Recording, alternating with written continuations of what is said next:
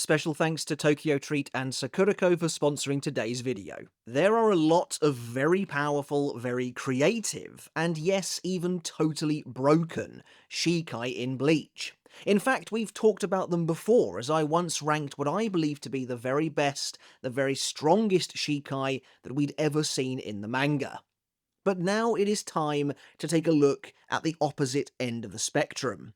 Which unfortunate Shinigami were saddled with the very worst Shikai of the bunch? Of course, this list is just my subjective opinion, but these Shikai are, generally speaking, very limited in their scope, their ability, and their versatility. They have very little going for them at all, especially when compared to some of the better, stronger Shikai around. So, in today's video, in no particular order, aside from the top 3 which will be ranked, we're going to look at the 10 worst Shikai in the Bleach manga, and I'm going to try and do my best to separate them from their Shinigami counterparts where possible, although that is often quite a difficult thing to achieve. This is also fairly obvious, but we're only going to be including Shikai that actually had the chance to do something in the manga. So, for example, we won't be including Isane's Itegumo or Iba's unnamed Shikai in this list today. Right, let's begin. Make sure to let me know which Shikai you think are the absolute worst of the worst down in the comments below. If you enjoyed today's video, remember to consider hitting subscribe down below to help support the channel and stay up to date with every video I release. It really does help, and it is super quick and easy to do, and I greatly appreciate the support. And speaking of which, if you haven't yet checked out my other channel, Mr. Tomo Talks Games, consider doing that today. Again, you can find the channel down in the description or the pinned comment. Your support over there would mean the absolute world as well. Alright, and as we always do, we're going to kickstart this list off with an honourable mention. Yumichika's Fujikujaku. Released with the command Bloom, Fujikujaku splits Yumichika's blade into a fan of curved swords that slightly resemble sickles or perhaps the talons of a bird. While Fujikujaku looks kind of cool, there's no denying that this blade has absolutely nothing going for it. It has no special abilities, no range, no versatility, it just gives Yumichika additional blades, but they are displayed in such a way, in such a shape, that the extra utility doesn't really matter at all. But of course, Fujikujaku is only an honourable mention, because all of this is by design. It isn't really Yumichika's Shikai at all. Yumichika's true Shikai is Ruiriro Kujaku, which is actually incredibly powerful, and certainly wouldn't make this list. However, Yumichika calls his Zanpakuto by a name it actively dislikes, forcing it to transform into something stunted and useless instead, in order to conceal its true nature from those around him. Okay, but starting the list off properly, and again remember these are in no particular order until we reach the top 3, although Renji is something of a power player these days, it definitely wasn't always this way. And Renji's Shikai, Zabimaru, feels like something of a holdover from the era where he was far from scraping the summit of power. Now that's not to say Zabimaru is bad, necessarily, hence why it's not in the top 3, but it is ultimately just a blunt force, melee-type Zanpakuto, with its only real gimmick being that it can extend itself like a whip. I can't help but feel there is an enormous disparity, to be honest, between Zabimaru and the full extent of its true bankai sword Zabimaru as seen in the anime, and that only further reinforces the fact that Zabimaru just feels like a Shikai that was introduced early on, and it was the very first one in fact. That being said, there's more to Zabimaru than meets the eye too, with Renji's ability to control even its shattered segments, elevating it above many of the more basic, rudimentary Shikai in Bleach. Alright, and up next we have Jirobo Ikanzaka's Sunzaki Garasu, which I have to say, again, based on what little we saw, I don't think is even that bad of a Zanpakuto either. But truthfully, I think there are Zanpakuto that work in a very similar way, and kind of do what Sunzaki Garasu does, but much better, such as Heineko or obviously Senbon Zakura, for example. With the release command "Spread Your Wings," Jirobo transforms his blade into a flock of flying, spinning blades that zip and dart about the place supposedly quicker than the eye can see, at least according to Jirobo himself. While the blades themselves are clearly quite weak, and not particularly durable, capable of being destroyed by Uryu's most basic of Heilig File as far back as the Soul Society arc, it is cool that Jirobo can conjure an entire blade's worth more by simply sheathing and redrawing his Zanpakuto, essentially replenishing his destroyed Shikai immediately. So you can see already that for many of the Shikai that decorate this list, the so-called worst Shikai in Bleach, many of them do still have attributes and other things about them that are still positive, they are still beneficial to have. Not all of these Zanpakuto are completely and utterly useless. Very few in the series actually are. Up next we have Hinamori Momo's Tobiyume, a fairly simple Shikai with the ability to conjure and fling explosive fireballs. While Hinamori herself often uses Tobiyume in creative ways, such as using it to ignite a spark for example, we are trying to look at the Zanpakuto themselves as separately as possible here, meaning a Tobiyume in the hands of someone that doesn't have the initiative that Hinamori might, the intelligence that she might, the capability of combining it with Kido. Throwing fireballs is really all this Shikai can do at a kind of broad level. The fireballs don't seem to be all that powerful either, only slightly singeing Apache when she practically runs headfirst into one. That being said, Hinamori has certainly grown and improved her Shikai over the course of the series, as by the 1000-Year Blood War arc, Tobiyume is capable of firing multiple fireballs at once, with the power to incinerate a small squad of soldat. So that's Tobiyume, and before we continue on with the rest of the list first, a word from today's sponsor. Japan is full of incredible cultures, traditions, and of course food, and today we are bringing that all together in one place with the latest boxes from Tokyo Treat and Sakurako. Tokyo Treat is an exclusive monthly snack box that delivers the latest treats from Japan straight to your door. Tokyo Treat's theme this month feels completely unique. Japan's Snackfari, inspired by Japan's animal kingdom. Included this month are some delightfully named treats, such as terrific tiger konjac jelly, great paw gummies, lucky giraffe mayo curry chips, and some salted caramel Kit Kats for good measure. Let's dive into the Kit Kats first. Look how sumptuous and opulent and gold this packaging is. It is pretty stunning. Gosh, and it doesn't stop there. This might be the most expensive looking Kit Kat I've ever eaten. It does smell very nice. Immediately you get the smell of caramel. I've got to say, Snackfari, that's not a thing we've ever seen before, I don't think, and it is very, very fun and creative. Look at this little guy. Let's do the grape paw gummies since Jade's not here, and they aren't vegetarian friendly, so, whoa, that's strong. That smells very strong, very much like grape. I've gone on record before talking about how much I like chocolate, but sometimes I could definitely be more in the mood for a gummy. There he is. That's a little paw right there. That's very cute. Very, very cute. Very wholesome. Meanwhile, Sakurako's theme this month is Savouring Osaka. And this box has been designed to encapsulate the prefecture's blend of deep tradition, thanks to its samurai heritage, and of course the modern vibrancy of its dynamic culinary scene. This month's snack highlights include strawberry cakes, kokuto and sugar horten, and the Fukamushi Sencha tea. Alongside all of this, Sakurako's included home good item this month is a Shichifukujin Daruma Tenugui, which is maybe one of the coolest items we've ever received, and the name that maybe sounds the most like a bankai. There it is, there's this month's tableware item. Look at the Darumas, they look so cool, they have all little designs, there's one fishing on the back here. I absolutely love that. I don't even need the booklet to tell you that I think these are probably the strawberry cakes, so let's dive right in. So you get two in here, perfect to share with a partner or friend. Oh, that's just come apart, but that makes my life a little bit easier, to be honest. Right, there's the strawberry filling inside. Very nice. Let's give it a try. That is lovely. That is very, very nice. That's exceptionally easy to eat, which is not a good thing. Each box also comes with a cultural booklet, and of course I've got to take a look at this Snackfari one again, although the Sakurako box does also come with a booklet of its own that features snack descriptions, allergen information, and of course some insights into the cultural theming of the month's boxes. So this one is all about animals, all about the animals of Japan, including a look at the mascots.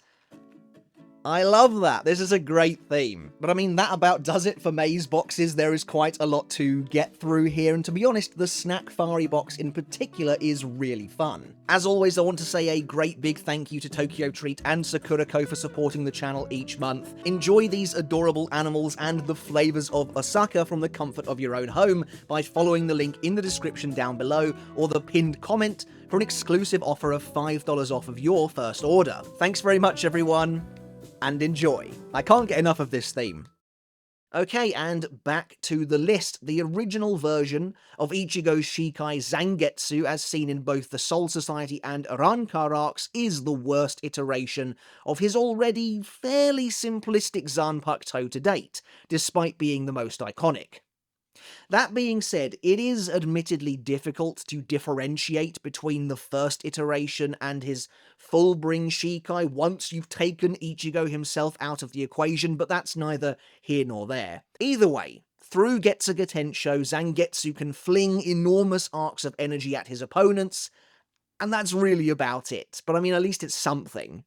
In that sense, it does feel kind of similar, I guess, to Tobiyume in the way they are limited to just one offensive, ranged offensive ability and very little else. Zangetsu also feels surprisingly brittle to me, though that's a trend a lot of these kind of quote-unquote worst Shikai seem to suffer from. But still, take Ichigo's immeasurable Raryoku out of the equation, and I think whoever would end up with this Shikai would be pretty disappointed on the whole. Hanataro Yamada's Hisagomaru is a tricky one, and a choice of mine that's received some pushback in the past, though I remain fairly resolute in the belief that this is mostly a gag Shikai, and one that isn't really useful in any genuine situation. Now, bear in mind that Hisagomaru is a rare example of a Zanpakuto that actually has an ability in its base form. While still a katana, Hisagomaru absorbs the wounds of those it cuts and heals anyone it slashes, while building a red gauge in the center of the blade. And as soon as Hisagomaru has healed enough targets, the red gauge is completely filled, and it transforms, I think, immediately, without any input from the wielder, into a small scalpel, with the name Akero Hisagomaru, after which it unleashes a powerful attack that uses up the stored energy. So, yes, there are avenues for which Hisagomaru could be useful, but they all involve extenuating circumstances of some kind. Like, yes, presumably, Hanataro could heal his own wounds to power up his Zanpakuto, but considering Hisagomaru can't hurt people itself, it's not like he can just injure himself first in order to then power himself up, so he would still need to be taking hits from whomever his enemy is in the first place. Maybe Hanataro could injure his enemy with a different weapon first, but any Shikai that requires a totally separate weapon doesn't seem all that great to me. So, yes, while Hisagomaru is certainly interesting, and I can see ways for it to potentially be exploited, it still seems like a very roundabout way of getting some limited value from an otherwise gimmicky weapon. It's perfect for a timid healer like Hanataro, as it's clearly not really meant for battle at all. Madarame Ikaku's Hozakimaru often gets brought up as one of the worst or weakest Shikai of them all, and for good reason. Although he himself is very skilled with it, there's no doubt that Hozakimaru is very limited in what it can do, what it brings to the table. Released with the command Extend, Hozakimaru transforms into what initially appears to be a simple wooden spear with a blade at the tip. However, with the additional command Split Apart, Hozakimaru snaps into 3 separate sections connected via a chain, revealing the weapon's true form. Even with this addition, however, Hozakimaru is about as straightforward as a Shikai gets.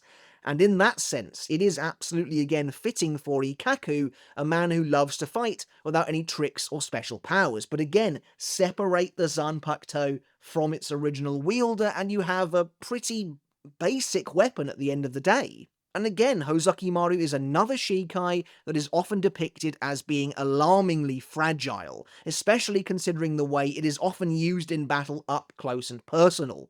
I think At least as far as I can recall, off the top of my head, Hozaki Maru might be destroyed in virtually every battle it's involved in. Ichigo cuts it in half, I think. Edoran, I believe, obliterates it when Ikaku is incinerated, and when he uses bankai, his Shikai is completely ruined. When Ikaku is defeated by Po, I'm pretty sure his Shikai is busted then as well. When he fights Shishigiwara in the Lost Agent arc, the Fullbringer breaks the top of the spear off with his fist. And then I don't think Ikaku has really that many fights in the Thousand Year Blood War arc, has that many chances for it to get broken, so... But yeah, I mean, it's not a great track record. Next on the list is Sajin Komamura's Tenken, and the only captain whose Shikai appears on this actual list. Though I was close to including Hyorin Maru, to be totally honest, but it's so incredibly versatile that it does make up, I think, for its complete lack of power. Plus, we get to see Hyorin Maru in the hands of zombie Hitsugaya. It's a different story entirely. But actually, Hyorin Maru works quite nicely here as an example of a Shikai that is the total opposite of Komamura's Tenken. Hyorin Maru is all about the versatility and has very little power whatsoever, whereas Tenken is all about the power, and that's essentially it.